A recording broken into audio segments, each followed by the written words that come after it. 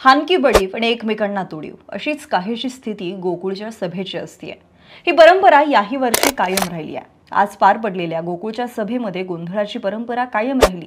यात संचालक वाढीला विरोधी गटाची नामंजुरी पाहायला मिळाली। संचालक वाढीच्या मुद्द्याला धरून संचालिका शोमिका महाडिक यांनी कडाडून विरोध केला, तर त्याच वेळी सत्ताधारी शाहू आघाडीकडून मंजुरीच्या घोषणा देण्यात आल्या। त्यामुळे गोकुळची सभा आजही चांगलीच गाजली आहे। आता या सगळ्याचं कारण म्हणजे वार्षिक 4000 कोटींची उलाढाल असलेल्या या गोकुळच्या बलाढ्य आर्थिक गडावरती कब्जा मिळावा यासाठी। आधीच गेल्या काही दिवसांपासून महायुतीतील नेत्यांमध्येच हा गड काबीज करण्यासाठी स्पर्धा लागली आहे। त्यात आज गोकुळची 63वी वार्षिक सर्वसाधारण सभा गोकुळच्या महालक्ष्मी पशुखाद्य कारखाना या ठिकाणी पार पडली। विशेष म्हणजे संचालक मंडळ निवडणुकीच्या पूर्वी झालेली ही शेवटची वार्षिक सभा होती। त्यामुळे निवडणुकीमध्ये गोकुळवरच्या वर्चस्वासाठी इथे टोकाचा संघर्ष दिसून आला। बरं, हा संघर्ष सुरू आहे तो महायुतीच्याच नेत्यांमध्ये, आणि याच संघर्षातून कोण कुणावरती मात करणार यावरती कोल्हापूरच्या राजकारणाची दिशा ठरणार आहे। आणि त्यामुळे संपूर्ण राज्याचं लक्ष या सभेकडे लागलेलं होतं। बरं, गेल्या अनेक वर्षांचा इतिहास जर बघितला तर गोकुळची सभा म्हणजेच गोंधळ, राडा आणि घुमशाण हे समीकरण गेल्या कित्येक वर्षांपासून पक्कं झालंय। सभेला राडा नाही तर धमाल कसली असं जणू कोणी ठरवूनच ठेवलेलं आहे, आणि त्यामुळे यंदाही तसंच होणार की काय याची शक्यता असल्यामुळे पोलिसांचा मोठा बंदोबस्त लावण्यात आला होता। दरम्यान आज भर सभेमध्ये सत्ताधाऱ्यांकडून जोरदार घोषणाबाजी झाली। मधल्या काळामध्ये गोंधळ सुरू झाल्याचंही दिसलं। गोकुळच्या संचालिका शोमिका महाडिक यांनी व्यासपीठावरती न जाण्याची भूमिका घेतली। माझ्या प्रश्नांची उत्तरं मला हवी आहेत, तोपर्यंत मी व्यासपीठावरती जाणार नाही असं त्यांनी स्पष्ट केलं, आणि त्या खाली सभासदांसोबत बसल्या। पुढे गोकुळचे अध्यक्ष मुश्रीफ यांनी त्यांना व्यासपीठावरती बसण्याची विनंती सुद्धा केलेली होती, मात्र त्या तरी सुद्धा मानल्या गेल्या नाहीत।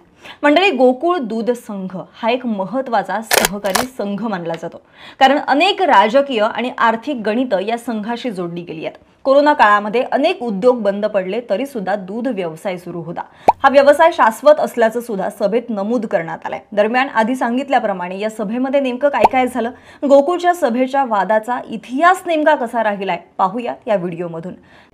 आता बघा, महाडिक गटाच्या ताब्यात असलेला गोकुळचा गड सतेज पाटील, हसन मुश्रीफ, विनय कोरे आणि त्यांच्या सहकाऱ्यांनी काबीज केला। पण राज्यातील सत्तांतरानं गोकुळचं गणितच विस्कटलं। महाविकास आघाडीचे हसन मुश्रीफ महायुतीमध्ये गेले। गोकुळचे अध्यक्ष अरुण डोंगळे यांनी महाविकास आघाडीचा आदेश न मानता थेट शिंदे गटाच्या उमेदवारांचा प्रचार केला।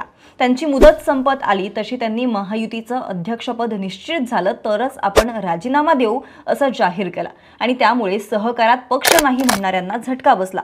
शेवटी परिस्थिती अशी आली की हसन मुश्रीफ यांना आपल्या मुलाला म्हणजेच नाविदला अध्यक्ष करावं लागलं। त्यात आगामी निवडणुकांसाठी नेत्यांची ईर्ष्या टोकाला गेलेली आहे। प्रत्येक गट आपली ताकद वाढवून पुढच्या जागा वाटपामध्ये आपला वाटा मोठा कसा मिळेल यासाठी धडपडतोय, आणि त्यामुळे गोकुळ ही ताकद दाखवण्याची रणभूमीच झालेली आहे असं म्हणावं लागेल। आणि आता यालाही काही कारण आहेत। गोकुळ भारताच्या सहकार क्षेत्रातील एक अग्रगण्य दूध संघ म्हणून गोकुळकडे पाहिलं जातं। देशाची आर्थिक राजधानी असलेल्या मुंबईची दुधाची गरज गोकुळ दूध संघ मोठ्या प्रमाणात पूर्ण करतो। शुद्ध प्रतीचं दूध आणि गुणवत्तापूर्ण उत्पादन ही गोकुळची वैशिष्ट्य आहे। गोकुळ दूध संघ प्रतिदिन 14 लाख लिटर अधिक दुधाची विक्री करतो। याशिवाय गोकुळचं तूप, श्रीखंड, दही, केशर, टेबल बटर, कुकिंग बटर, दही, लस्सी, पनीर, ताक, बासुंदी, कोल्हापुरी पेढा, सुगंधी दूध, टेट्रापॅक दूध, मसाले, ताक यासह अनेक उत्पादन आहेत। गोकुळकडून नियमितपणे दर 10 दिवसाला दूध उत्पादन शेतकऱ्यांना बिलं दिली जातात। याशिवाय पशुखाद्य वितरण, दिवाळीला लाभांश असा परतावा देखील गोकुळकडून दिला जातो। गोकुळ दूध संघाने या वैशिष्ट्यांच्या बळावरती राज्य आणि राष्ट्रीय पातळीवरती मानाचं स्थान मिळवत अनेक नामांकित पुरस्कार पटकावलेले आहेत। अशा या महत्त्वाच्या सहकारी दूध उत्पादक संस्थेचं संचालक पद कोणाला नको असेल? एक वेळ मला आमदारकीचं तिकीट नको पण गोकुळचं संचालक पद पाहिजे अशी कोल्हापूर जिल्ह्यातल्या पुढारीकाऱ्यांची मागणी असते। असं म्हटलं जातं की ज्याच्या हाती गोकुळची सत्ता तो जिल्ह्यातील स्थानिक ग्रामपंचायती, पंचायत समिती, जिल्हा परिषद ते आमदारकीच्या राजकारणाचं गणितही सोडवू शकतो।